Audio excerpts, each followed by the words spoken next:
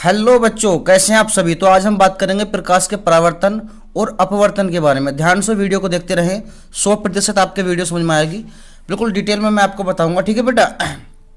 तो देखें, फर्स्ट बात करेंगे हम, पहले डेफिनेशन देखते हैं बेटा। प्रकाश का परावर्तन यानी कि किसी चिकने तल से प्रकाश का टकराकर वापस जाना प्रकाश का परावर्तन कहलाता है। बिल्कुल सिंपल और शॉर्ट डेफिनेशन है। यानी कि सपोज करो मेरे पास ये एक चिकना तल है, ये मेरे पास एक तल है, इसका ये वाला पृष्ठ जो है ये चिकना पृष्ठ है, ठीक है बेटा। कोई मिरर वगैरह या कुछ भी मान सकते हो आप। यदि यहाँ से ये प्रकाश की किरण आई, कुछ ये प्रकाश की किरण जब यहाँ से निकल के इस पर गिरेंगी तो ये किसी ना किसी एंगल पर मुड़ के क्या हो जाएंगी, वापस चली जाएंगी, ठीक है बेटा। तो प्रकाश का तल पे गिर के और इससे टकराकर वापस जाना ही प्रकाश का परावर्तन कहलाता है। तो किसी चिकने तल से प्रकाश का टकराकर वापस जाना प्रकाश का परावर्तन कहलाता है। जैसे आपने देखा होगा कोई तालाब है या कोई झोड़ वगैरह कर देते हैं गांव के क्षेत्रों में, तो उस समय सूरज की किरणें गिरती हैं आकर, जब आप उसमें झांक कर देखते हो तो ज़्यादातर प्रकाश की किरणें क्या होती हैं, उससे टकराकर आपके मुंह पर चौंध लगता है। तो प्रकाश का किसी चिकने तल से टकराकर, जैसे यहाँ पर इस मिरर से टकरा के प्रकाश पहले आएगा, फिर किसी ना किसी एंगल पर झुक के वापस चला जाएगा, तो उसे हम क्या कहेंगे, प्रकाश का परावर्तन, ठीक है बेटा। इसके नियम है प्रकाश के परावर्तन के।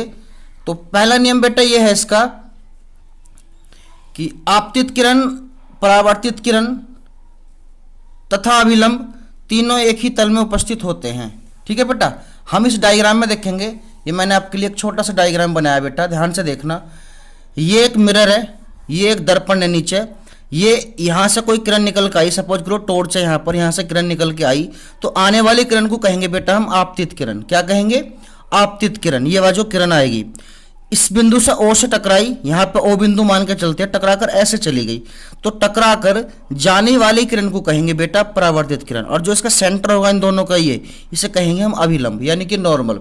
अब आप देखें, आपतित किरण भी बिंदु ओ पे ही आ रही है, परावर्तित किरण भी बिंदु ओ से ही जारी है, और अभिलंब भी हमारा बिंदु ओ को ही शो करता है। तो ये तीनों के तीनों एक ही बिंदु पर उपस्थित होते हैं। यही डेफिनेशन है पहले नियम की।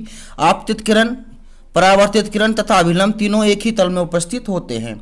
यानी कि आपतित किरण, आपतित किरण, अभिलंब और परावर्तित किरण तीनों एक ही बिंदु पर होते हैं। अब दूसरा नियम क्या होता है, आपतित किरण और अभिलंब के बीच ये बनता है आई, इसे हम कहेंगे आपतन कोण। परावर्तित किरण और अभिलंब के बीच ये बनता है आर, इसे हम कहेंगे क्या, परावर्तन कोण। ये दोनों हमेशा एक दूसरे के क्या होंगे बेटा, बराबर, आई होगा आर के बराबर। तो दूसरा नियम हमारा यही बनता है बेटा कि आप ध्यान से देखें, ये रहा, ये क्या है, आपतन कोण सदैव परावर्तन कोण के बराबर होता है। जो ये वाला एरिया होगा हमेशा इसके क्या होगा, बराबर होगा। तो आपतन कोण जो है आई हमेशा किसके बराबर होगा, परावर्तन कोण आर के बराबर होगा। बिल्कुल सिंपल और इजी तरीके से मैं आपको बता रहा हूं, ध्यान से वीडियो को देख लेना, 100% आपके समझ में आएगा। नेक्स्ट देखें बेटा, नेक्स्ट है हमारा प्रकाश का परावर्तन। तो प्रकाश का परावर्तन क्या होता है, पहले हम समझेंगे इस चीज को थोड़ा, ठीक है बेटा। तो पहले आप इसे क्या कहें, पहले हम इसकी डेफिनेशन देखते हैं कि जब प्रकाश की किरण एक माध्यम से दूसरे माध्यम में जाने पर अपने मार्ग से विचलित हो जाएं, तो यह घटना प्रकाश का अपवर्तन कहलाती है। यानी कि जब प्रकाश की किरण एक माध्यम से दूसरे माध्यम में जाने पर अपने मार्ग से क्या हो जाए बेटा, विचलित हो जाए। जैसे हम डायग्राम में देखेंगे, समझेंगे इसे ठीक से। ये हमारा डायग्राम है, ये जो नॉर्मल है ये वाला अभिलंब है, ये लाइन जो आप मान लो, इससे ऊपर ये वायु है, इससे नीचे ये सघन है यानी कि कांच, ठीक है बेटा। तो ये आपतित किरण है आने वाली। यदि ये किरण ओ पॉइंट पे गिरी और यहां से गिरने पे बेटा इसकी जो डायरेक्शन है वो ऐसी जानी चाहिए, सीधी, जो डैश डैश करके मैंने दिखाया, लेकिन ये ऐसा नहीं जाएगी। ये क्या होगा, ये जो अभिलंब है इसकी ओर को क्या हो जाएगी, ये झुक जाएगी, यानी कि ऐसे जाने की वजह सीधी ये अपने मार्ग से क्या हो जाएगी, विचलित हो जाएगी। तो पहला माध्यम क्या है बेटा, वायु, और दूसरा माध्यम क्या है, सघन यानी कि कांच। तो जब प्रकाश की किरण वायु से कांच में जाएगी तो अपने मार्ग से क्या हो जाएगी, विचलित हो जाएगी। इस घटना को हम क्या कहेंगे, प्रकाश का परावर्तन। यानी कि प्रकाश का एक माध्यम से दूसरे माध्यम में जाने पर अपने मार्ग से विचलित हो जाना प्रकाश का अपवर्तन कहलाता है, ठीक है बेटा। यदि मैं इसके नियम की बात करूं तो नियम देख लें आप इसके भी।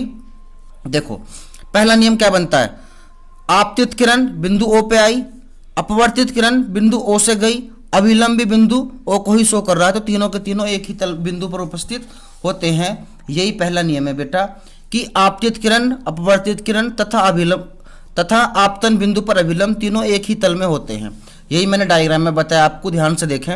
आपतित किरण ये जो आने वाली बिंदु O पे है, अभिलंबी बिंदु O को ही शो कर रहा है, और अपवर्तित किरण भी एक ही तल पे है, तीनों के तीनों। तो तीनों के ही तीनों एक ही तल में उपस्थित होते हैं। ठीक है बेटा। दूसरा नियम क्या है? दूसरा नियम देखो ये है।